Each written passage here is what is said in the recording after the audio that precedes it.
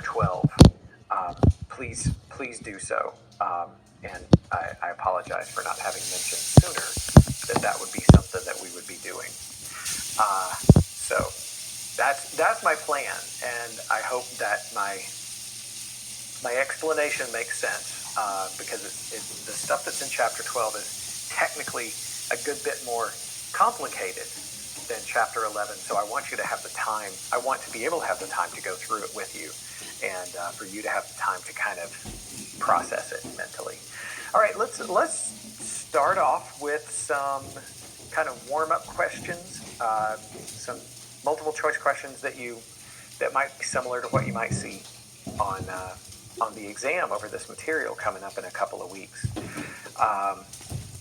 So which of the following would you expect to find in skeletal muscle? Which of the following would you expect to find in what's known as the I band? You might remember that the I band, let's see if that's working properly.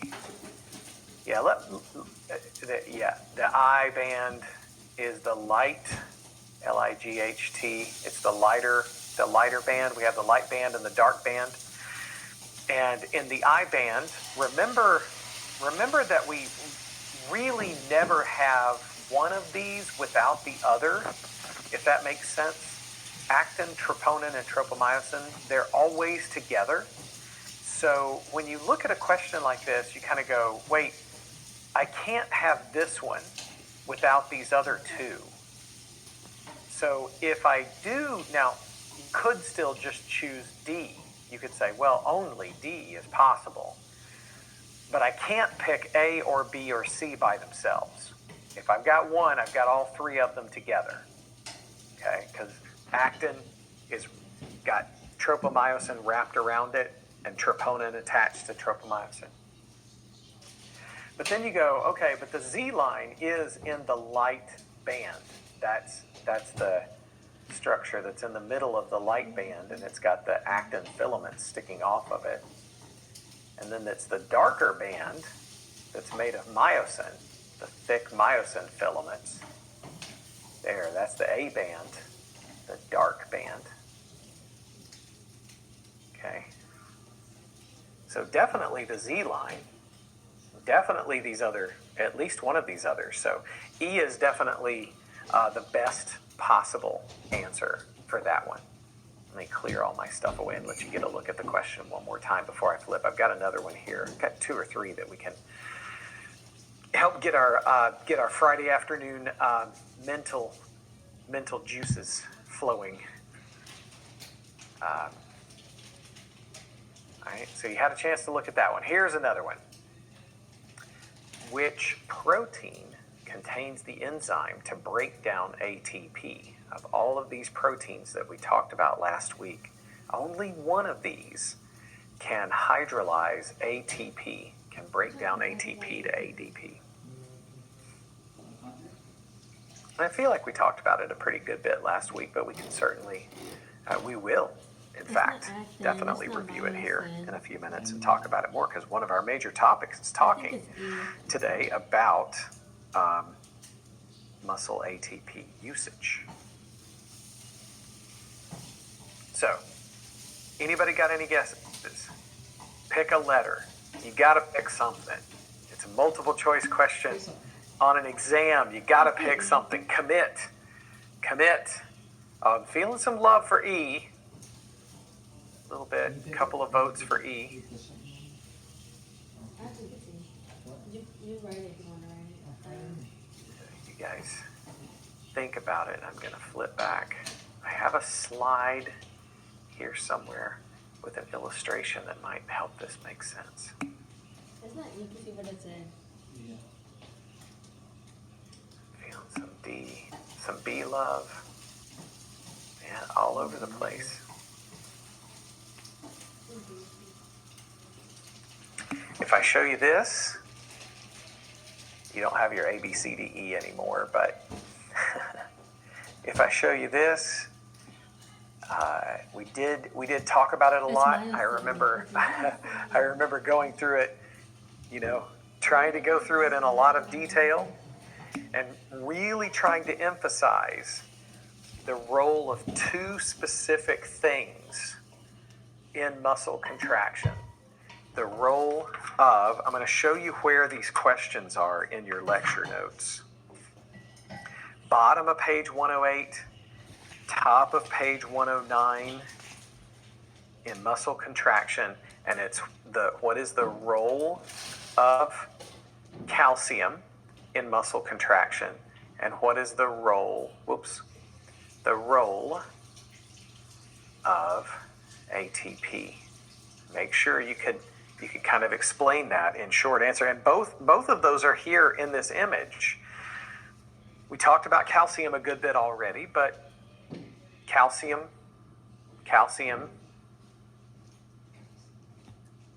binds to what? Calcium binds to what? If you had to make this a fill-in-the-blank question, what would you can type it in the chat. Calcium binds to troponin. Yeah, calcium binds to troponin. When calcium is bound to troponin, it moves tropomyosin out of the way, out of myosin's way, so that myosin can attach to actin. Yep. What is the role of ATP? Well, it's right down here. The role of ATP is to enable myosin to then detach so that it can reset, which happens over in this picture. It kind of resets. It detaches, and then it burns that ATP to reset. So the exact role of ATP in the process is that it binds to what? I know some of you answered this already, but I wanted to kind of, slim it down so that you saw it exactly.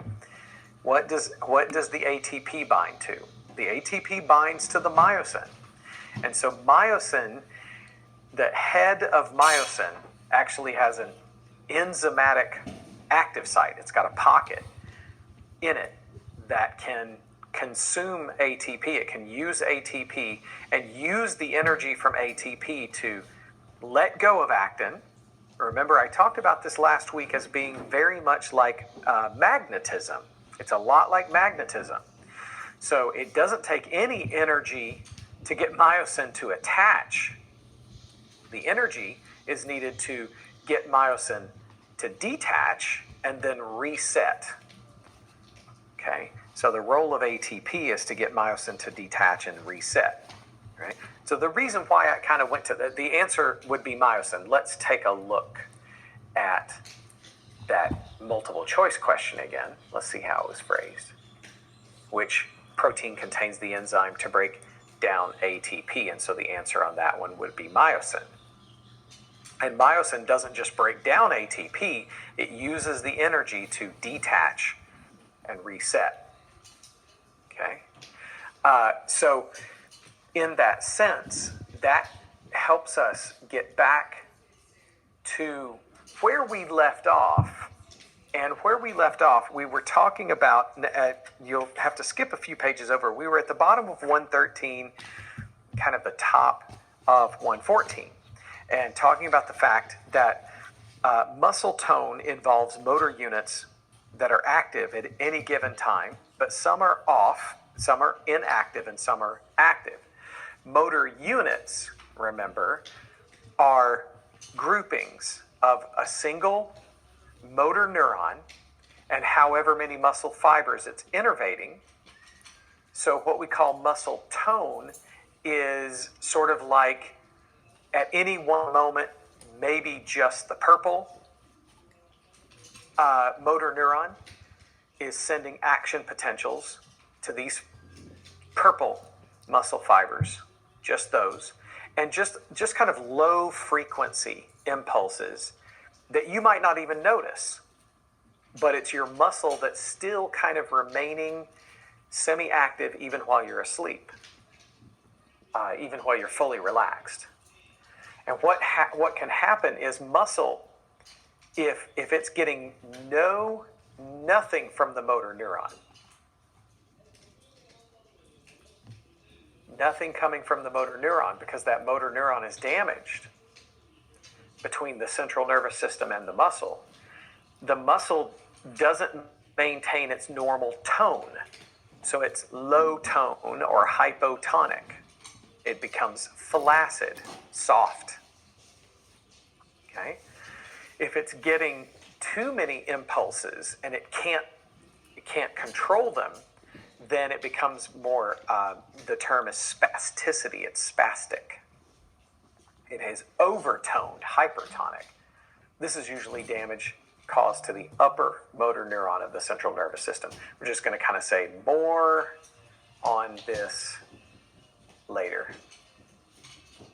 Okay? But for now, that's kind of all you need to know about it. We're going to look at how that works a little bit later. And again, these are not these things that I have in this bullet point right there and this one right here are just kind of future reference. They're not anything that's bold in our lecture notes, so it doesn't really need a lot of attention. But if muscle loses tone from lack of use, you can actually lose muscle. You can actually lose muscle tissue. Because if the muscle is, this is really what muscle tone is all about in a healthy person, is just trying to keep the muscle constantly being used so that you don't lose muscle fibers, because muscles themselves, the muscle cells themselves will break down actin and myosin if they don't feel like they need it or are going to use it. So from lack of use or loss of innervation, kind of say it this way, or loss of innervation, where loss of a nerve, damaged nerve, the muscle will start to break down its myofibrils. Like in either one of these cases, the result will be the loss of myofibrils and the muscle fibers will get thinner. That's called atrophy. In some cases, the atrophy may be reversible, like taking off a cast after your broken bone heals. It may be irreversible, however, in which if it's been long term, the muscle fibers are actually just get replaced by collagen fibers. So this would be an example of what's called irreversible atrophy. Usually happens as a result of nerve damage. Okay, that's anytime you have a tissue, especially muscle tissue, that's replaced by collagen fibers, that's known as fibrosis. So that fibrosis results. Now, the opposite of atrophy, where you lose myofibrils, is known as hypertrophy. And I apologize in advance. I did not realize that this picture of myself and my friends on spring break last year got included in my slides. So I didn't realize that one of my buddies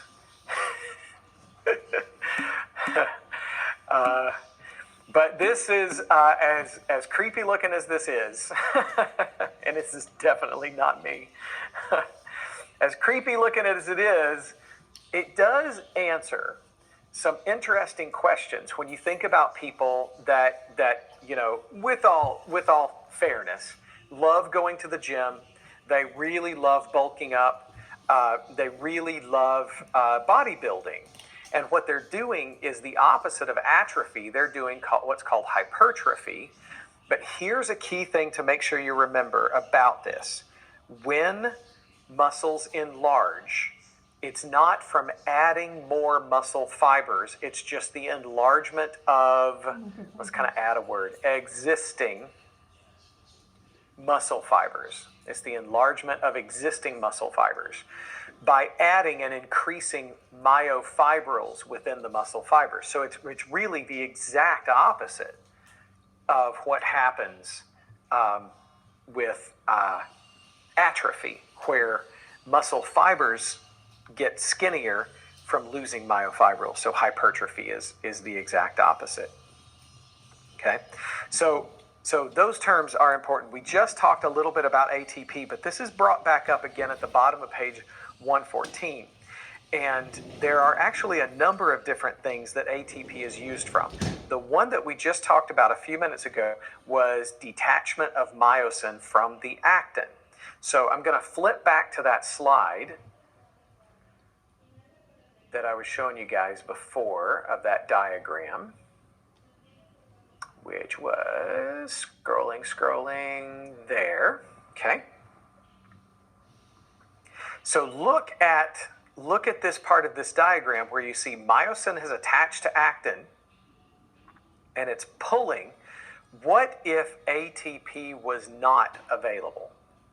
What would happen if ATP was not available? What would not be able to happen? What could you not do? What would you lose the ability to do if there was no ATP available? What could you not do? Relax the muscle. Yeah, you actually could not relax the muscle. The myosin and actin would remain attached in a partial. The muscle would remain in a partial contraction. You actually would not be able to relax the muscle. Okay, so again, I really want to emphasize this. This is very easily confused, so easily confused. When you think of ATP, you think of energy. That's fair. Yes, that's correct. But the energy in muscle is used to detach. If you look back down here in the bottom left, the energy here in muscle is used to detach myosin, which is needed to put it back in its resting spot and to either reset to go again or to relax the muscle. So it seems counterintuitive, but you need ATP to allow the muscle to fully relax, to get myosin off of the actin. Because myosin does what it does because of like magnetism and this sort of spring-like action of the head. Neither of those requires energy directly. Okay? I really want that thought to sink in. Muscle does not actually use ATP to cause what's called the power stroke of muscle contraction, which is the one pictured here. This myosin head attaching and pivoting, and this white arrow illustrating the actin fiber, the thin filament being pulled. That happens without the direct use of ATP. It's called the power stroke, and it does not use ATP. You need the ATP right here for the next thing. When the ATP binds to the myosin head, the link between myosin and the active site on actin is broken. So this ATP is actually needed to pull it apart. So in the absence of ATP, you will not be able to relax the muscle.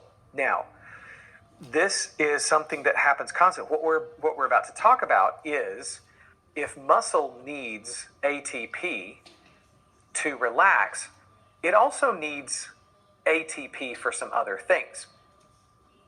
Get back over to this slide that I was on, kind of without flipping through all of them.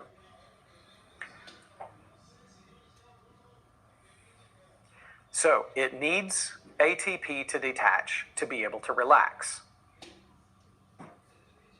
Okay? If there's no ATP available, the muscle won't be able to relax. This is typically what happens in the hours or days after somebody dies and their cells stop doing cellular respiration, the process that produces ATP. All of their cells stop recharging, making ATP. So the muscle cells run out of ATP very, very quickly.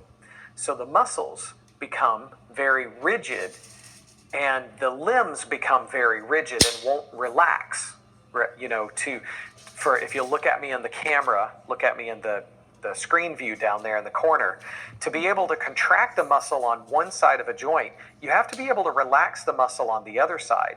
And if you cannot relax the muscle on one side, you won't really be able to contract the muscle on the other side, and the joint remains very rigid.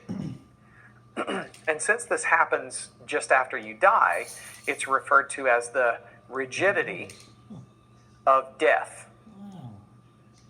Okay? The term rigor mortis is a Latin phrase that means the stiffness of death or the rigidity of death. So rigor mortis is the result of the complete loss of ATP in the muscle, which results in the loss of the ability to relax the muscle. loss of relaxation. Okay. Now, ATP is needed for a couple of other things. ATP is needed to pump calcium back into the SR, not to release it from the SR, that's just diffusion, but to pump it back into the SR, which also allows the muscle to relax. So there's actually two things that seem counterproductive. They seem the opposite, but there are two specific things that ATP is needed for that will allow muscle to actually relax. No worries. Yes. Switch. Yep. If you guys are having any trouble, oddly enough, it looks like my internet is having a good day today. So things are looking good on my side, but if you're having connection troubles, sound troubles, remember, always do the browser refresh thing first. That little button on your browser tab, or if you're using a Windows-based computer, you can do Control R. On Macs, it's a Command R, like that, and that just should refresh your browser. It should work pretty well. Okay. If that doesn't work, log out and then log back in. Try that. But the quick and easy one is the refresh, and hopefully that works.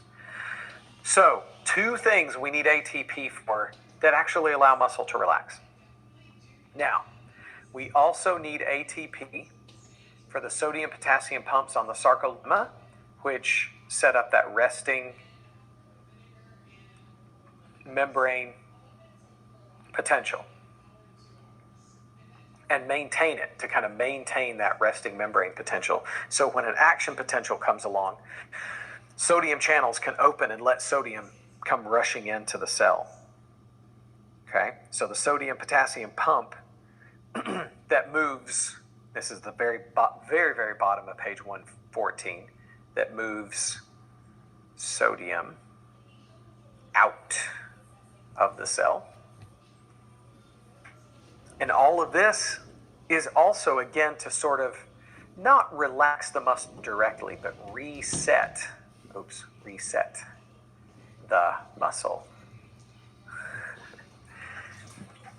Oh, my terrible handwriting. Okay? So there actually are a number of things that ATP is needed for.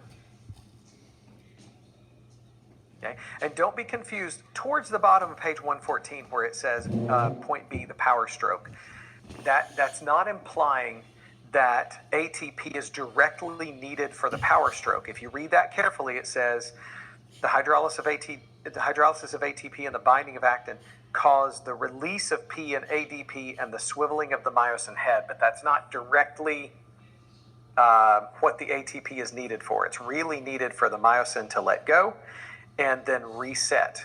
ATP is not directly needed for that power stroke. All right. Where does the ATP come from? ATP in muscle comes from really three different places, but we've kind of clustered them into two molecules that can provide a phosphate for ATP. Okay? And so we've got the way that I've organized it here is kind of the way, hopefully it makes sense, is the way that it's organized on page 115. But what we've really got is three different options for the regeneration of ATP. And remember, the problem is when you use an ATP, it becomes ADP, adenosine diphosphate. So it's like an adenosine, and then just draw two of these little dots. Those are the two phosphates. And you can make it back into ATP, little adenosine, 1, 2, 3. We can make it back into the high energy format, ATP, by sticking a third phosphate on it. But that takes some energy to do that. So what this is outlining on page 115, and I guess a little bit at the top of page 116, is the different ways that your body can stick phosphates back on things. So let's cut to the chase. There's 3 basic ways of doing it. One called phosphocreatine, and here's the key thing. It's got a phosphate attached to it, this stuff called phosphocreatine. And it can actually transfer a phosphate to ADP, and what that makes is that makes an ATP when you stick a phosphate on that ADP.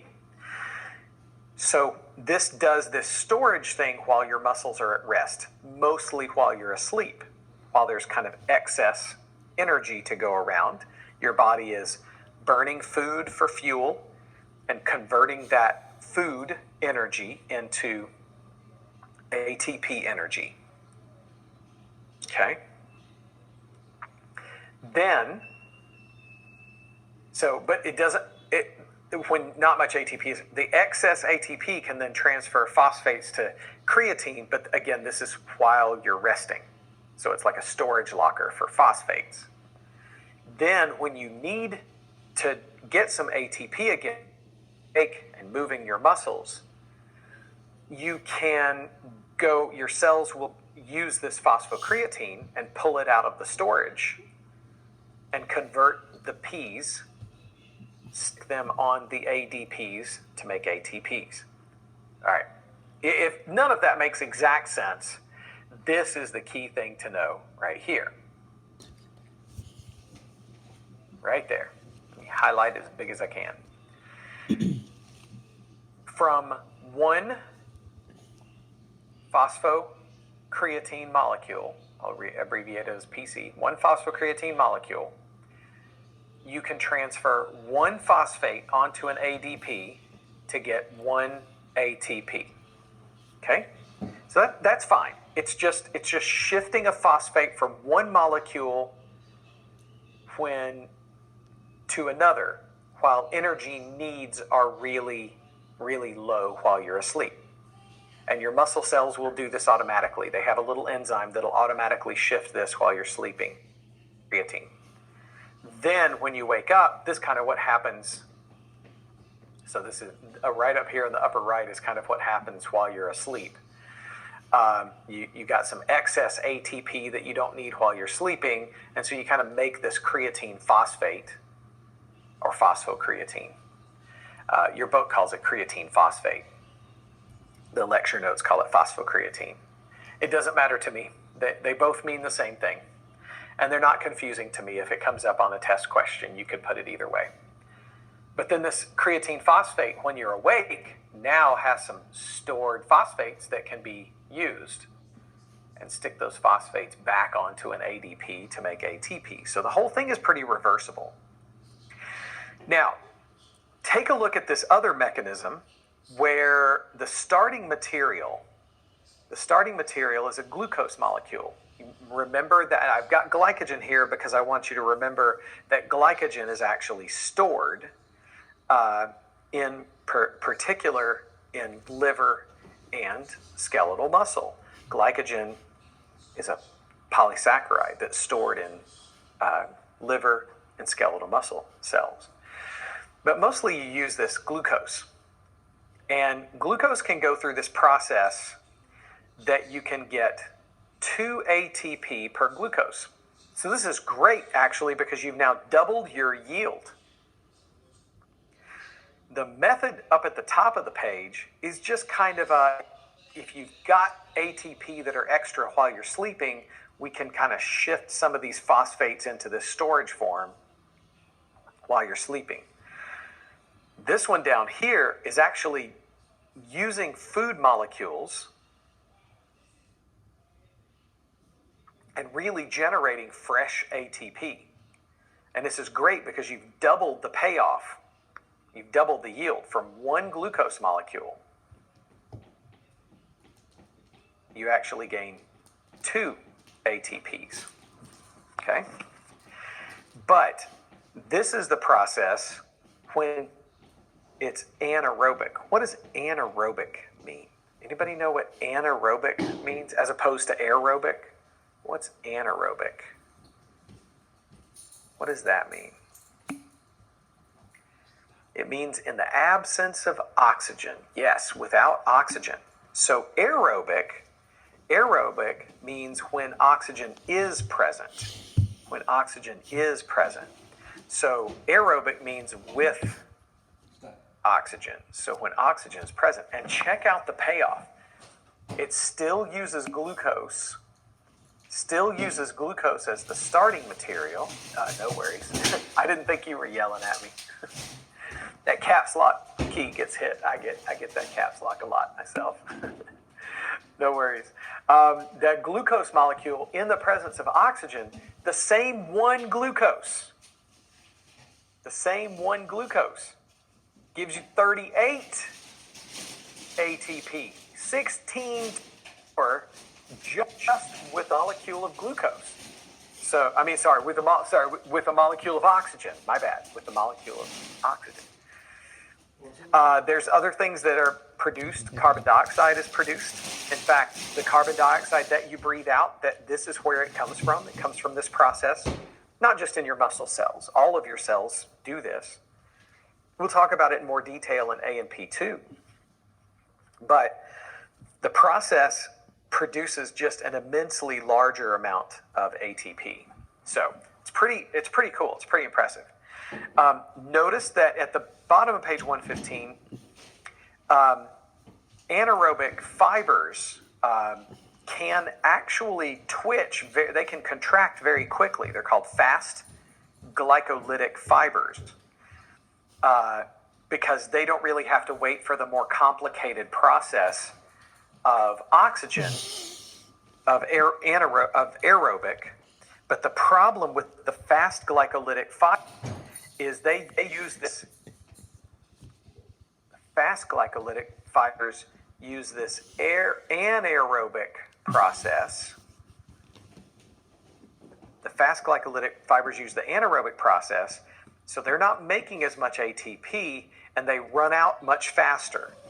So the fast glycolytic fibers, the nickname for those muscle fibers is called fast twitch fibers. But the problem with them is, what do they do faster? They can twitch faster, but the downside is what? What happens to them faster? Yeah, they fatigue a lot faster. They run out of, since they only get 2 ATP out of each glucose, they can't last as long. Slow oxidative, do you hear that? Yeah, the sprinter. A sprinter is a great example. A baseball player, to be honest. Baseball players don't have to run very far. They just need to be able to make it as quickly as they can from home to first base, or from first to second. They just need to be able to run short distances very quickly. So baseball players, sprinters, people that do like the 100-meter or 110-meter hurdles in the Olympics, they need fast twitch fibers, and it doesn't matter how quickly they fatigue because they only need them for maybe 3 or 4 seconds. Okay? So a sprinter is a good example. Baseball player is a good example. They need their muscles to twitch very quickly, and it doesn't matter how quickly they fatigue because they don't need them for very long. The slow oxidative fibers use oxygen. So right down there, that's why they're called oxidative fibers. And these are made for marathons. These fibers are marathon runners, swimmers, any kind of long distance runner, what kind of sports, what other kind of sports? Maybe a marathon runner was the example that was given. But anybody that needs fibers that don't have to twitch fast. It's not about speed, it's about lasting a longer time. So now, everybody has combinations of both of these. Everybody's kind of born with combinations of fast and slow. Some are born with a little bit more fast than slow. Some are born with a little more slow than fast. But we're all born with combinations of both of these fibers. And by the way, there's more than just these two. But athletic training, certain types of athletic training, can cause some fibers to change into others. So if for example, I wanted to become a sprinter, then I could go talk to an athletic trainer and they can get me started. And it would take months and years. For me at my age, it would take years. But the process of doing the training would cause some of my slow oxidative fibers to change and become more fast twitch, fast glycolytic fibers. So athletic training, especially on very young athletes, before they turn pro, those are the kind of things that can kind of have an impact on their lives long term. Check this out. Here's a good question. I'm going to leave this hanging out here. I want you guys to think about this.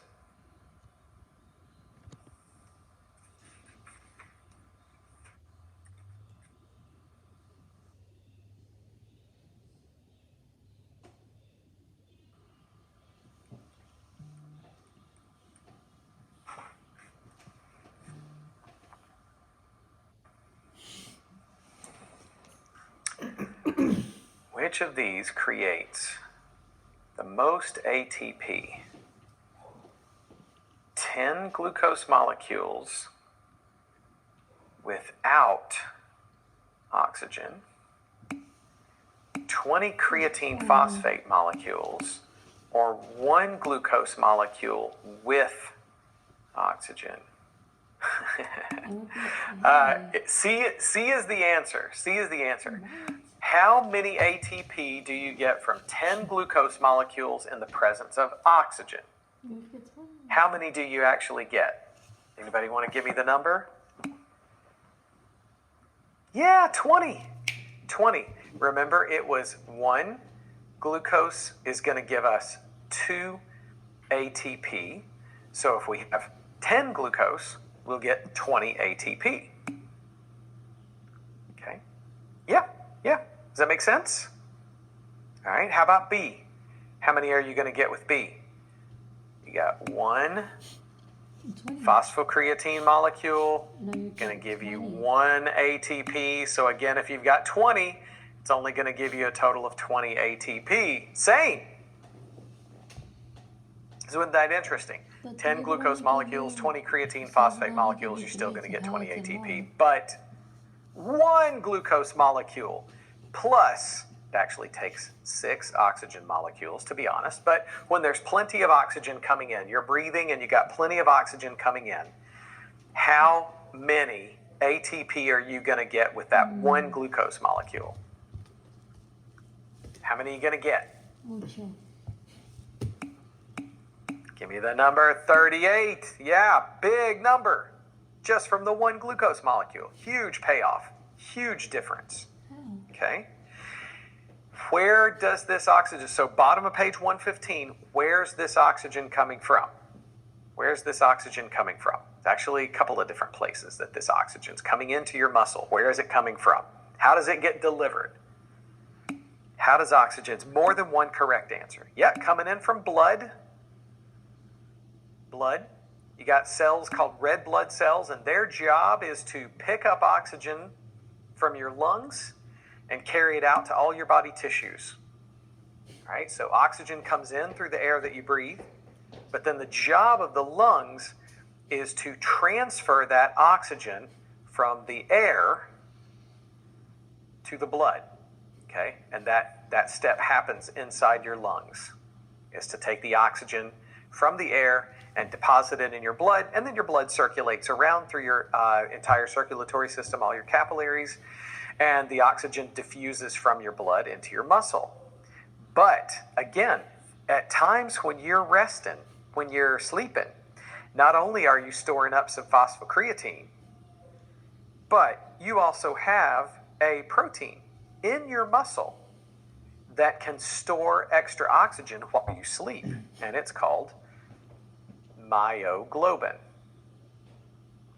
It is the little sibling protein to the protein that's in blood that carries the oxygen, called hemoglobin. And they're very, very similar compounds. Myoglobin is found in muscle, and while you sleep, when you have a surplus of oxygen, you can store some of that myoglobin. And this is one of the things, again, that we see with highly trained athletes, with athletes, or not just highly trained athletes, any one of us that goes out and walks or jogs or exercises on a regular basis, you will actually increase the number of red blood cells. You'll increase the amount of hemoglobin in your blood, which increases the oxygen carrying capacity of your blood. It makes it easier for the blood to carry more oxygen. And you increase the amount of myoglobin per muscle fiber cell. So it means you're less likely to get into the situation that's mentioned at the top of page 116, which is called oxygen debt, where you just don't have enough oxygen to meet the demands. And if I go back to this previous slide, when you're in oxygen debt, you have to shift from aerobic respiration into anaerobic respiration. And you can see that's just not really going to be sustainable while you exercise. So you have to shift into what's called a recovery phase. That means you've got to relax, slow down, recover. And during recovery, you can get more oxygen to your myoglobin, get rid of built up lactic acid that builds up, replenish glycogen, and make new phosphocreatine. And this recovery phase typically involves at least a night of sleep, a good night's rest. Okay, so a key to getting fit and staying fit is not just exercise. Recovery is crucial, and it always involves a good night's sleep. Let's see. Okay, here we go. During resting conditions, which one of these is synthesized to store energy of the choices that you got there? So this is, I hope this is pretty obvious. We just talked about it. I'm not trying to be tricky.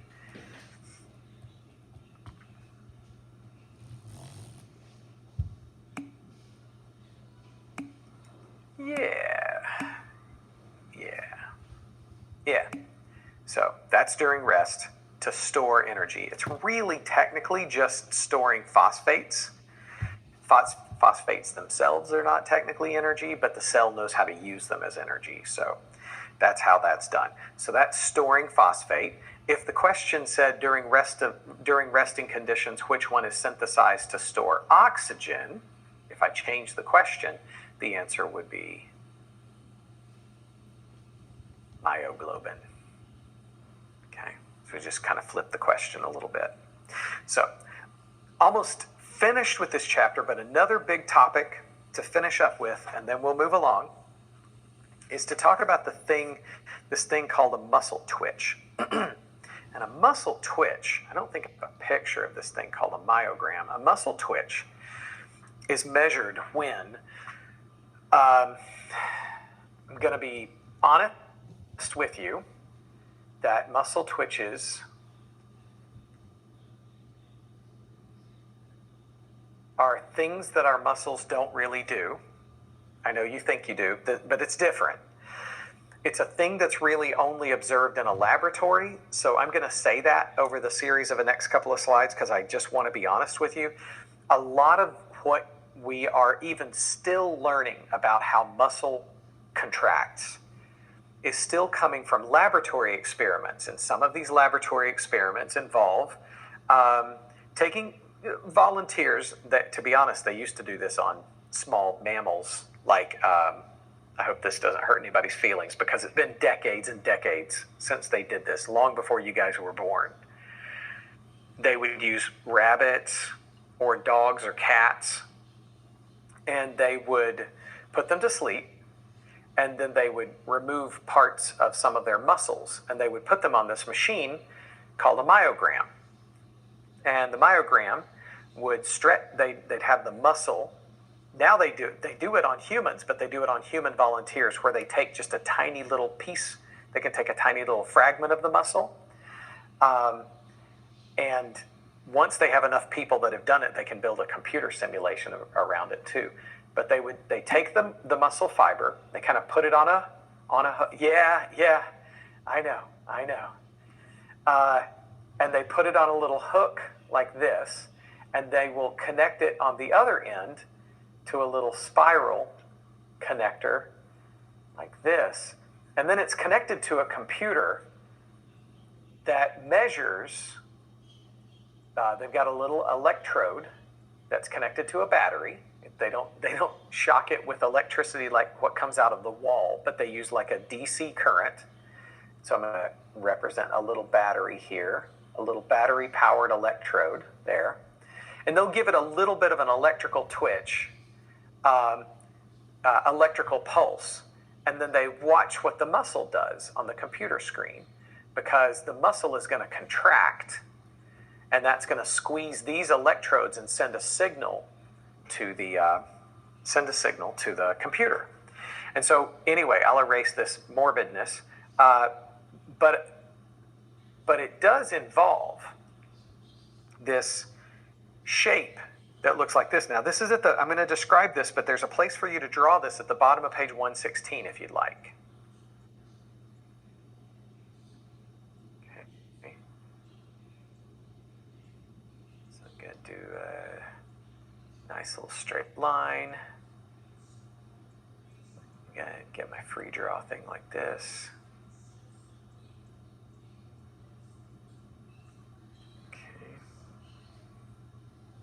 Down here, we have time in milliseconds is usually how this is typically measured, time in milliseconds, and then tension or force of contraction. And what happens when they hit it with that little DC impulse, oops, wrong thing, here we go. It looks like that, and then kind of like that. Okay, and that's what's known as a myogram of a muscle twitch. And it's got 3 phases, because here's what happens. Let me show you this.